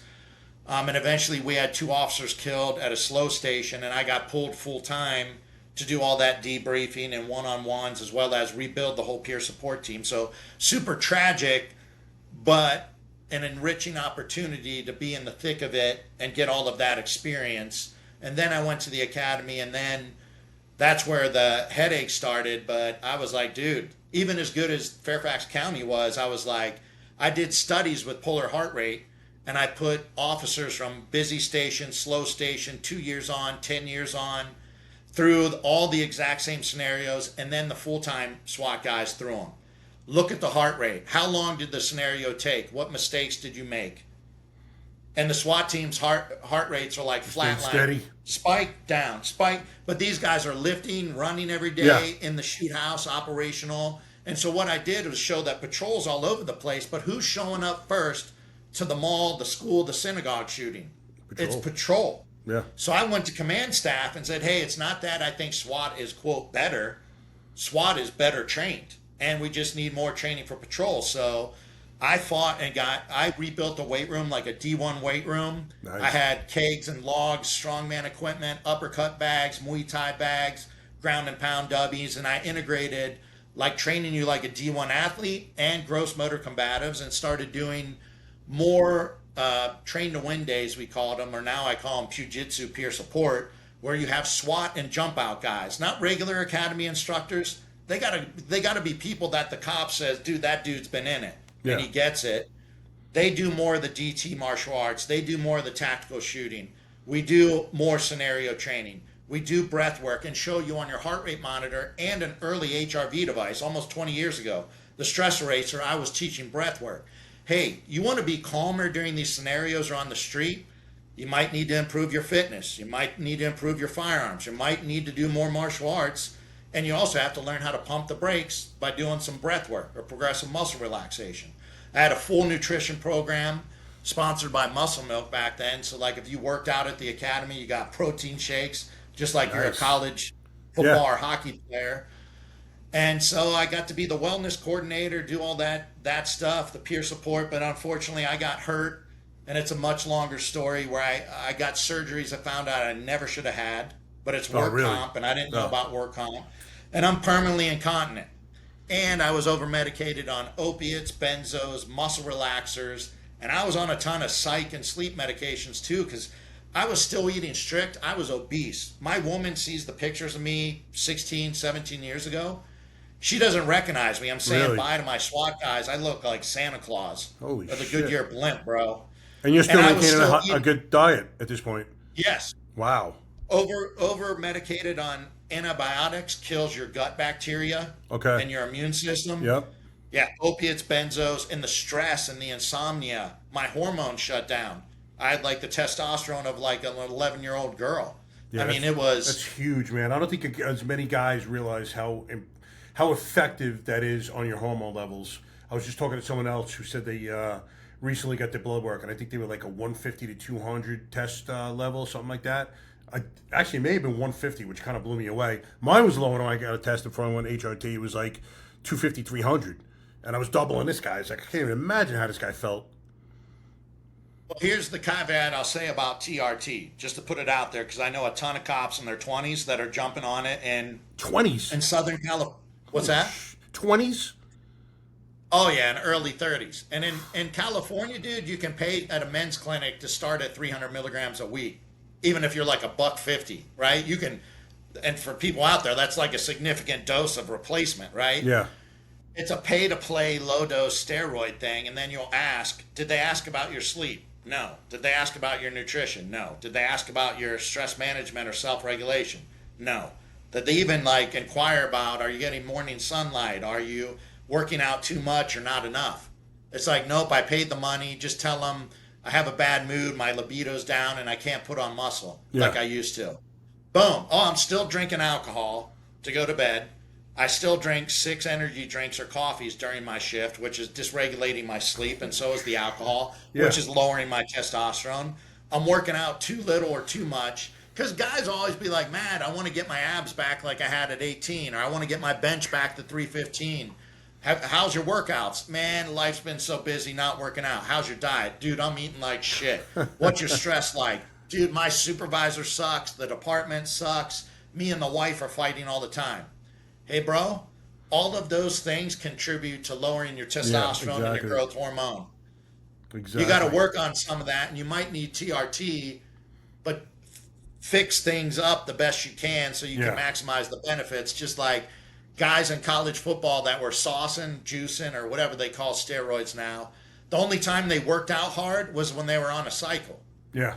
Right? Yeah. Yep. Like, and they're not eating right and doing all these other things where, man, even if you're going to do steroids, lift for 5 or 10 years, depending on your age, maximize your natural potential, and then be like, now I can bear, because training age, for those out there, training age, how long have you been training? Because when you start training, even if I start at 30 and I've never lifted, you're going to see tremendous gains. Oh, yeah, absolutely. You know? Building your and foundation. This is the same with, I want to relate this to meditation and journaling and psychotherapy. Like when you first start, the float tank, the potential for a gain in awareness and consciousness is massive. But if you've been meditating for 20 years and going to therapy, it's going to be harder to figure out what are these hidden things. So don't jump on steroids or TRT if you've not been working out and you've not been eating healthy. Yeah, I tell these young guys all the time, because I'm not anti-gear by any stretch of the imagination. It's medicine, and if you take it healthily, it's fine. But to the young guys, man, lift for 5 or 10 years, have that foundation, because a lot of these young kids, their foundation is the drugs. So once they stop, it's gone. If you build that foundation, it's going to enhance it a little bit. And, I tell these kids, like, you shouldn't be putting on 30 pounds on the cycle anyway. You know, if you're putting on 5 pounds of quality muscle in a 3-month cycle, man, that is a lot of weight. And they're like, 5 pounds? I'm like, you just don't get it, man. And you hear these, I was just talking to someone last week. He's like, yeah, I quit TRT. I was going a little crazy. I'm like, how much? He's like, 600 to 800 mgs a week. I'm like, of test? He's like, yeah. I'm like, why? He's like, well, I was just taking a hard. Yeah. TRT. Obviously he's not doing TRT. You can't even call it TRT, but he's getting this through his provider. But I'm sure he had to be getting additional, because there's no way that the prescribed amounts are lasting him. And I'm like, bro, everything is shutting down, man. You're nuts. Had to be like, peas. What are you doing? Yeah. And he's an older guy, too. So he's like, yeah, it was a little ridiculous. I came off. And I'm like, be careful, man. I hope you didn't just quit cold turkey, too. Yeah, I did. I figured there's a way to do it. And I'm like, oh, my God, you're killing me, man. Bro, you should have been throwing HGG in. I mean, there's a ton of things you should have been doing. But you got to. Yeah. I'm like, you better get to the doctor. Yeah. This TRT thing relates to the next evolution in psychedelics, because I know cops and firefighters that are doing medicine because they hear all the Navy SEALs and Green Berets talking about, because it's not legal other than ketamine assisted therapy. which I would highly encourage departments to look into, because here's the problem with ketamine. I'm going to jump around a little bit, but I hope you're tracking in relation to TRT. Like TRT, how's your sleep? How's your nutrition? How's your stress management? How's your movement and exercise? And have some kind of base and stability before you hop on if you really need it. Yep. Well, people can get ketamine and do it at home with no therapist or no nothing. And a cop is probably chewing, cracking a beer, and then throwing a ketamine troche. Or you can go to an IV clinic and they just give you an IV, which there's brain benefits to ketamine and the other psychedelics. But dude, stuff comes up. What are you going to do with the memories that come up if you're not in therapy? And all the research that shows, like, quote, curing almost PTSD with combat vets, they were in therapy before they did psychedelics. They were in therapy with two therapists, a guy and a girl, while they were tripping. And then they keep going to therapy after. So therapy was the main component with 2 or 3 MDMA or psilocybin trips. Right? So cops are hearing Navy SEALs that get free retreats to Mexico, and then they're buying stuff and doing it here in Joshua Tree and Big Bear, but they're not in therapy. They don't have safe container in their body. They don't have safe people to share with. And even if their friend is the Navy SEAL, it might be the guy that just tripped last year, never went to therapy, and tells them, the medicine will cure everything. Or EMDR. They'll say, some people will swear that cure. Hey, psychedelics, EMDR, stellate ganglion block shot, ketamine, all of these things are tools that might work for you and may not. Yeah. But nothing is a one and done. No. And so, like, we should be speaking about psychedelics with first responder mental health and peer support conferences, because ketamine's legal. Guys are already doing the other ones, and the other ones may be legal at some point, and they can help with trauma in combination with ongoing preparation and therapy, integration with therapy, as well as understanding spiritual experience. That's another rabbit hole that a theologian just published a book on, because most clergy aren't trained in spiritual experience. So people are tripping, meeting God or universal love, and they want to go back to church, or they want to go to church and they believe in something, but because now they've experienced forgiveness and like this tremendous blissful love. I believe in a higher power, but where's the pastor or rabbi that understands that experience? So TRT is legit and good if you need it, but take care of yourself and do everything you can before you do it. Before psychedelics have research, but be in therapy and try to work on yourself as much as you can and establish some of those healthy boundaries in your relationship and friendships and family. And then you can maximize that retreat to Mexico, or if you sneak up to Big Bear with your buddies and do something. But I hope you have a therapist that you've been working with, and then you can come back and talk to about what came up. No, I think it's very important. And, you see these things popping up now where you can access ayahuasca. It's weird. It's only one component of the ayahuasca, so you're not getting the actual psychedelic portion of it. But to me, this stuff is very sacred. And, your healing journey's not linear. Like, I took ayahuasca and I felt like I greatly healed that night, but it ebbs and flows, number one. Number two, integration is huge. My wife's been in this space for years. We talk all the time. I read books about things. Very aware. I've definitely made changes in my life to keep going forward. It's not like I think this is this magic cure and that's all you have to do. But I think what it did for me, and this is the way I look at it, it just kind of took down the walls that were surrounding me and let me look at things that I've never looked at before, look at them differently, or it allowed me to experience that vulnerability that I was never able to express before, because I was so kind of calloused up from a child. I was never, my father and I say he's deceased now, but I don't think in my life we sat down and had a conversation. It was always him telling me what to do. So, I just calloused up, and as a result, this past weekend, one of my buddies was like, "I love you, brother." I'm like, "I love you too, brother." And had this been a year before, if he would have said that, I would have been like, "Me too." I wouldn't be able to say I love you. Like, I just was that like emotionally closed. So in that respect, that's my biggest takeaway. It's allowing me to become vulnerable. And then once it did, you have to go introspective and go deep and look at the things that you've experienced in your life. You know, I remember going back to a child and in my house, because sometimes I'll kind of self-isolate, or my wife sometimes asks me how come I'm not more affectionate. And, you know, I wanted to find the answers to these questions. And I would go back to my house as a child, and it would be my dad in one room, my mom in another, my sister in another, and me in another, and no one talking. The house was like silent, punctuated periods of noise. Or, you know, I thought about my cousins being over one day. I was like 8 or 9 years old, and my little cousin went and kind of massaged his mom's neck and like kissed her on the head. It's like, I love you. I'm like, man, I wish I could do that. We just don't have that relationship, you know. So I went back and I was just looking at all these originations of all my behaviors. You know, I'm the furthest thing from perfect in any respect, but I wanted to see like what's made me over the years me, and really like get honest with myself as to why, you know, how I've gotten here. And if I want to be a different man, what I have to do from this point forward. Like, you really need to be honest with yourself, man. That is some difficult shit sometimes.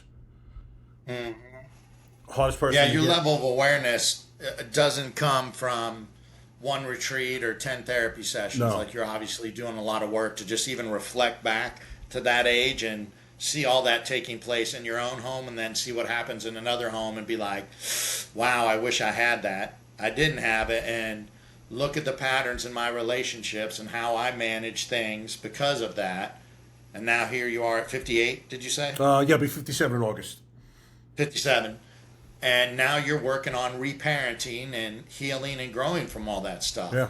I'm actually Most going through the men process never. of becoming a big brother right now, because I have so much life experience. I don't have any biological kids. I have 2 stepsons who I love very much, but they're in their 20s, still have their dad. I don't know. I want to help a young man become a man in a healthy way. And it's funny, last weekend when I was journeying, the universe told me, because we're setting myself with, they call them littles right now. So she's like, you know, we'd be comfortable with this, we'd be comfortable with that. And I'm calling the girl up, and I want to tell her that I want to get, if you have a child with a very, very low confidence, maybe a physical disability even, set me up with him, because I want to help this kid become confident in his life. And who knows where, you know, this is one of those things, like I was talking to my buddy Taylor the other day, and I'm like, bro, this is like a story where 15 years from now, you could have a jiu-jitsu champion in the world, and he's getting interviewed, and they're talking to him like, what happened in your life? He's like, I met a man named Mike, who's my big brother, and he introduced me to this stuff because I had no confidence as a kid.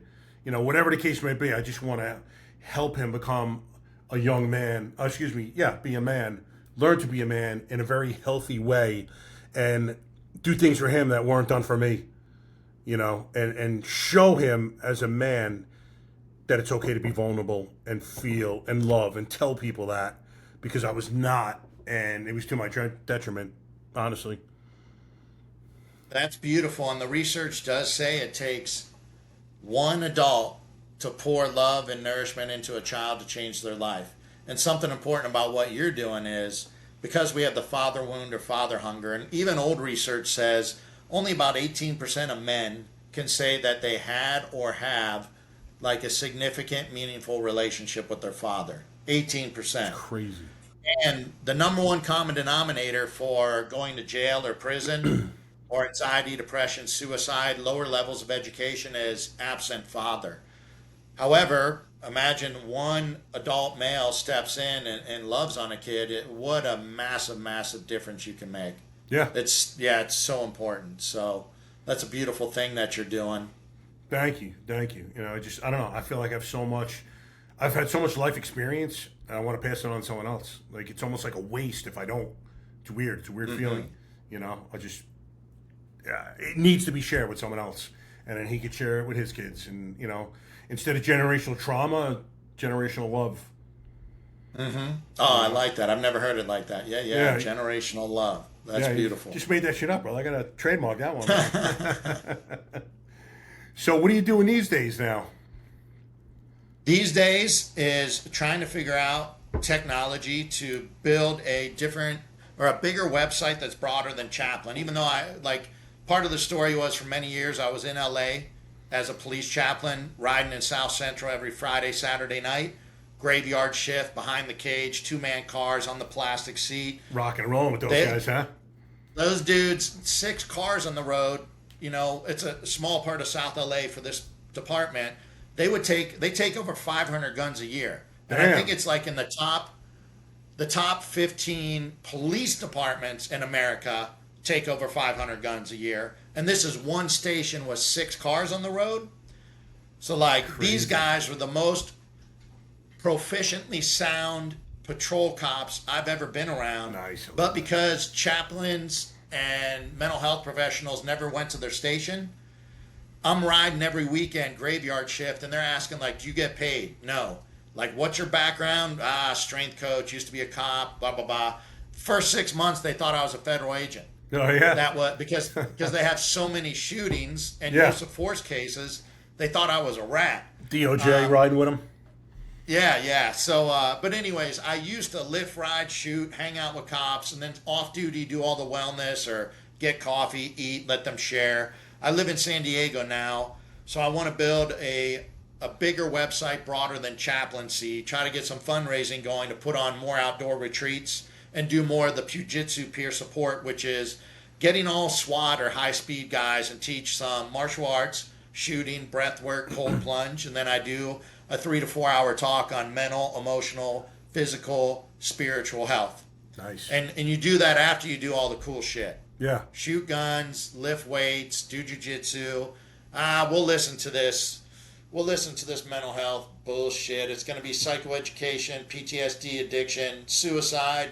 But when I'm talking about it in a proactive manner and a different tone, they lean in and then they're like, "You know what? This is the most important part of the training. But I wouldn't have come just for this. Yeah. I came because there was shooting, lifting, fighting, cold plunge. I didn't even want to do the breath work or meditation, but I would argue the breath work, meditation, and having some authentic conversations around mental, emotional, physical, and spiritual health are the important things that we're not doing in the academy and in service. So I want to keep increasing the amount of retreats, jiu-jitsu peer support sessions, and start doing some video content at some point. But I'm a caveman. I could barely log on for this today, as you know. So Makes two I of got to us. figure out, how to record videos with the mics. And there's a Navy SEAL and former firefighter, Guy McDermott, who has a long story of his own and a lot of good content that would be worth you having on if you do. Yeah, you do military vets. Oh yeah. Tons. He runs the VFW in Solana Beach, and it's a dry VFW. He has meditation, psychotherapy, tissue work, peer support, 12-step groups, and he's going to install cold plunge, red light, and sauna with the meditation and vagus nerve stimulator through Rich Ganley, Positive Impact Alliance. If anybody looks that up for your department, please tell Rich that Chaplain Matt sent you. But what a great idea to spend your wellness budget on. But so anyways, we're going to try to do a podcast if me and him can figure out how to do the mics and the technology. Because very much like you, this is all we want to do. And what I don't have the answers for everybody. Yep. We all have a different journey. No one does. There's 100 different tools, practices, retreats, medicines. If we're talking about medicines, there's 100 types of meditation techniques, 20 types of yoga. I don't believe one is the right way. I don't think jiu-jitsu is the only martial art any cop should do. Dude, if judo's 5 minutes away and $50 a month and you love it, you're going to be a better cop for doing judo. It doesn't suck just because you're not doing this style of jiu-jitsu. So Do let's something. bring awareness. What's that? Do something.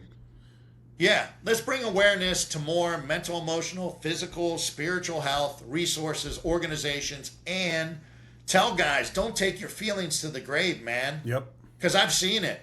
Veterans retreat, first responder, regular men's, regular church retreats, guys in their 70s and 80s, you know what they're talking about? They're sharing their feelings, then they're crying and saying, "I feel so crazy and weak," no different than the cop. And then they bring up stuff about their dad. That's what I hear most of the time. But these guys are 60s, 70s, and 80s. They're almost in the grave, and they've held on to their feelings this whole time. And it takes away from the joy, the love, the awe, being present to the people you love. Yeah. So let's destigmatize. You can be an alpha male. You can play pro sports, run and gun as a cop or an operator. You can be on Wall Street, a lawyer and a doctor, and be a better husband and father by being in touch with your feelings and your emotions, sharing them with the appropriate people, rest, relax, digest, inner child play, train the parasympathetic nervous system, self-reflect and lean into the pain, the sadness, and the anger and say, what lesson can I learn from this? Yep. This It's always a sucked and it's a lesson. shit sandwich. But hey, this is what we do as cops and men. You know you're going to eat a shit sandwich if you're a first responder or go to war. Oh, yeah. But then we wash it down with a Coke and a Snickers to get rid of the shit taste in our mouth. Yep. Bro, it's just going to cause more cavities. Exactly. Rinse your mouth with some antiseptics, brush and floss. Hey, let's not cause more cavities by eating more junk food and soda on top of the shit to get the shit taste out of our mouths. So that's kind of what my mission is to connect with more people like you and try to find civilians that want to understand the real problems in law enforcement. I reached out to journalists concerning a 7-page letter I wrote a judge for a shooting case on the East Coast, and everybody that wrote an article on this shooting in the court case wouldn't even respond to my email. I'm like, do you want to hear this from the cop's perspective, from a former police academy instructor perspective, from somebody with a background in sports psychology that understands motor skill development and how much reps you need to really be good at something, and as a peer support and police chaplain that, dude, even the fact that you accuse somebody of being a racist, like you can end up causing them to get a divorce because them and their kids are getting death threats. You have financial problems when you're pulled off the line and you're under investigation or on light duty. Like you could lose your house, your marriage, and then 2 years later, you're not guilty or we're not going to charge you with the crime. But now you're an alcoholic and dealing with PTSD. Oh, yeah. And the public doesn't understand that. Yeah. Well, kill themselves. These guys don't care. It's all about sensationalism and selling that paper, man. They don't want to get into factual information. It's amazing. I've seen a few reporters who've gone along on one ride along, or they go in the, firearm simulation room, and they do a firearm sim course. And they're like, wow, I never realized what you guys actually go through. You know, even my godmother, I had one of my podcasts, I was talking to my buddy, I was interviewing Taylor Kavanaugh, and I said, bro, I remember one case, man, I walk in, it was a well-to-do neighborhood, and this dude hung himself from his oak beam in his kitchen. So, family's outside, thank God they didn't see him. The brother came home and found him. So, at the end of the call, I'm sitting there holding his leg, helping the ME's assistant take him down. And then 5 minutes later, I'm outside and I'm around to my next regular call. I got in process that shit, didn't talk to anyone. I was supposed to act normal. And my godmother hit me up. She's like, wow, I've said some, not too nice things about police officers through the years. She's like, I really sat down and thought about what you guys go through. And it's very difficult sometimes. She's like, I'm so sorry. I apologize at the bottom of my heart. I'm like, don't worry, Lynn, it's okay, but people don't realize, they see these videos of guys and girls doing stupid shit sometimes, frankly. And, you guys and girls who are out there, man, know the law and your jobs.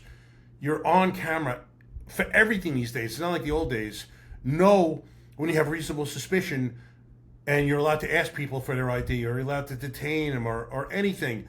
Know that there's no reasonable expectation of privacy in the public so anyone can videotape. The amount of guys and girls telling people to stop videotape, it kills me. Like, what are you doing? It's policing 101, man. They put themselves in these situations. And then, people, it's so easy to jump on us when we do stupid shit like that.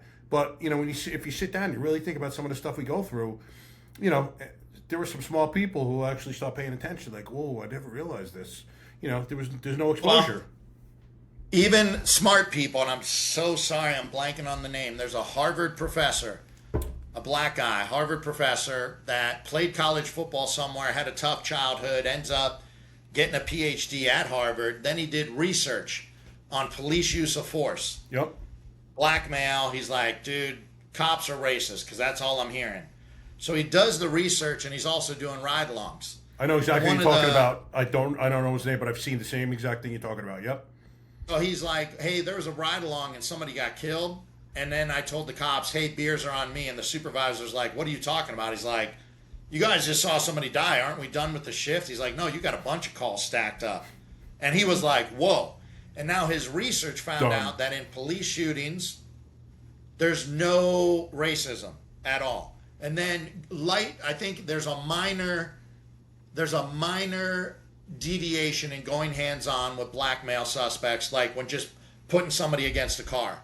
And when he did the research, Harvard told him, his supervisor, You can publish the one that says with the minor going hands-on, they do it more to black males, but you can't publish the one saying there's no racism in shooting. Yep. He said that's not truthful. That's not factual. Yeah. And he redid the data with a whole other staff of research assistants. So he double checked it, and he's like, there is not racism in police shootings. He published it, and they tried to destroy his life, man. Yeah. This is a black male that's trying to get the truth out. Oh, the journalists are calling him Uncle Tom. Like, this is factual information. He's not making it up. He's not creating these stats. It's unbelievable. I mean, disgusting, to be honest with you. If that doesn't tell you how much bias is involved here, then you're never going to open your eyes, unfortunately. We have hundreds of thousands of contacts on the daily, and how many times, do you see stuff going bad? It is a rarity when you think about it. Even like drawing a gun, we were talking about having to do paperwork these days for guys drawing guns. Man, in my career, I mean, I've drawn my gun quite a few times, but like collectively over the course of my career, it was a rarity. Even in Atlanta, as crazy as that place was, it's not like this gun's just getting popped out every now and then. Especially for shits and giggles. If it was deadly force situation, that thing is coming out. People don't understand the force continuum either. You're allowed to use a little bit more force than is being used against you, and that shit does not look pretty sometimes. I remember when I was training with my buddy, he's like, brother, you want to maximize the force, take him down like that. He's like, when you could do it in 10 seconds as opposed to wrestling with a guy for 30, it looks so much worse the longer you're going to. Plus, you don't want to, obviously you extend a fight. It's more opportunity for you getting hurt as well. You want to end that shit as quick as possible, but you want to overwhelm them with force, as you know. And it's not pretty. For people to understand, you try to handcuff someone who doesn't want to be handcuffed, it is not easy, man. And it gets dirty, it gets messy, it gets bloody. But you put us in charge of, tempering evil, and this is how it's got to be done sometimes. It is what it is, and there's no other way to say it. Yeah. So actually, when you mention your retreats, brother, I want to try to get out there to see one of those. I'd love to go out there and be a part of one of those. So I have to talk to you as time goes on. Love to attend. So I love what you're doing. I love your mission. Guys need to see alpha males like you who are able to speak to them about the realization, the real things, issues we face as police officers, and then how to healthily process those things as well. Because there is a healthy way. It's not easy. It's we have to put in a little work on our end too. But the other side of the solution is getting swallowed up by that devastation and death that you see, and getting an alcohol or drug problem, or that divorce, not having a relationship with your children, and it's not a way to live your life. If I could do it all over again, I was telling someone the other day, man, I would choose this career in a second, but I would make little incremental changes that I didn't know the first time to process things in a much healthy manner. Yeah. So I think a lot of people would agree with you, and there's a personal and an agency responsibility. Like, we can't just say, hey, agency has to take care of all my fitness, fighting, shooting. No. Nah. They're going to do none of that. You have to do some on your own. It's essentially all on your own now. I mean, and it should be. Listen, you are the one who got yourself into this situation. You voluntarily accepted this job. Now I understand, there is a responsibility for those guys. Most of the time, they're not going to fulfill it. So what are you going to do? You're going to sit there talking about, you can't do this and that because they didn't do that? Or you're going to get off your ass and train and get ready for that life-altering event that is going to happen, man. I've been in 8 square-off fights in Atlanta, and thank God all 8 of those guys were dispensed violently, and it went in my favor, but I trained my ass off to do so. Had any of those guys, no doubt in my mind, won that fight, that weapon was sitting there on my side for those guys to be taken, and I guarantee I know at least 2 of them would have killed me. So, these guys and girls need to have that realization in their head. This is not sunshine and rainbows out there, man. You're a cop. It's well, the same with the fitness, fighting, shooting. I would wish the agencies to do more, but because of the statistics of divorce, suicide, and alcoholism, Hey, man, if your agency's not taking care of your mental health and wellness, hey, there's a book out there I will throw out. Mark Bouchard's book, Setting My Sights on Stigma, Thoughts from an Injured Mind. Here, a lot of cops that write books and firefighters that speak tell you the Rite of Bang story. Hey, I got forced to medically retire from PTSD, cheated on the third wife, wrapped my car around a pole, kids disowned me, and I was really messed up. And it's okay not to be okay and ask for help. But a lot of people, unless you're in a dark place, that's not a motivating story. Yeah. You know, a high functioning person, tip of the spear on patrol, specialty unit, like that's never going to be me. They don't identify with it. Mark Bouchard, full-time SWAT for RCMP, TAC medic, FTO. He realizes he has PTSD and says, hey, I'm going to take a couple weeks off and start therapy. They tell him, dude, you might lose your full-time SWAT position. He tells them, dude, I'm more dangerous. I just admitted I have PTSD. I'm more dangerous to the team now than if I don't call timeout and get help. So Mark's story is totally different. He's an alpha male, former hockey player like you, full-time TAC guy, FTO, takes care of his PTSD, comes back, stays on the job, dives into the Grossman, the Gil Martin, who else? Yeah, he has so much research summarized. Like, if you haven't read Dave Grossman, read his book because he summarizes stuff. Kevin Gilmar, I've been reading Dave Grossman for years. Yeah, he's great. Okay. So if people haven't read a book on police mental health, and if you're a civilian that wants to understand the complexities in the post-BLM times, Mark's book, Setting My Sights on Stigma, covers so many things. But like the fitness, fighting, and shooting, this is on you. Whether you need therapy, whether you need to go to a doctor and get a physical problem checked out, needing to do those pit stops, getting massage and acupuncture, maybe trying yoga, eating cleaner, taking your foot off the gas, like it's your responsibility as well to explore your mental health options and resources and self-care before the wheels come off. Yeah. As I always say, like, there's no one like me and Matt coming to your house, throwing you over our shoulder and going to get help for you. But if you raise your hand, there is help everywhere around you. And that's one huge thing I want to say. We all think we're alone in this. Man, there are unfortunately thousands of us going through it. I promise you. I almost laugh when I say it. You know, I thought I was alone. There are so many of us going through it. None of us are alone. And, you know, if you raise your hand to get help, you will get help. And you will see that you are not alone. You know, it's an unfortunate thing to say because there are so many of us that I still can't believe that we all think that we're alone, you know. But it's the truth. You know, we're kind of trapped in our own minds. In some respects, it's almost like a selfishness. It sounds weird to say. I don't mean it disrespectfully, but that depression and everything else, all it is me, me, me, me, me. So, you know, I don't know if it's coming out incorrectly or correctly, but we're so focused on ourselves that we're not kind of looking outwards at others. Knowing you're not alone. That's my biggest message. And it's, again, it's okay to not be okay. People feel, yeah. I was in therapy and spiritual direction going through my dark time with all my surgeries, but I didn't want my buddies to know because I didn't want to drag them down. Yeah. I didn't want to be a burden. So there's a lot of high functioning people are like, I don't want to burden anyone else. Yeah, so I'm not going to share or ask for help. Yeah. So, hey, you're not a burden. Like there's people that love you and they want to help you and they don't want you to get the divorce or the addiction or lose your house, or people end up getting trouble at work, and it's really because they haven't treated their PTSD, but then they can get fired.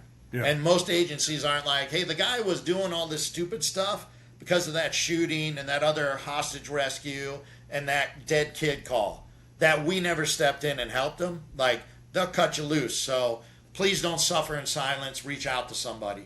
Absolutely. Great message. So just tell everyone how to get in touch with you. All your socials will be in a bio, but just tell them as well, please. The website, tacticalchaplain.com, has all the media I've been in, interviews, how you can donate. I'm a nonprofit ministry, so it's tax deductible. Matt Domyancic on LinkedIn, DOMYANCIC. On Instagram, Thin Blue Line Spirituality,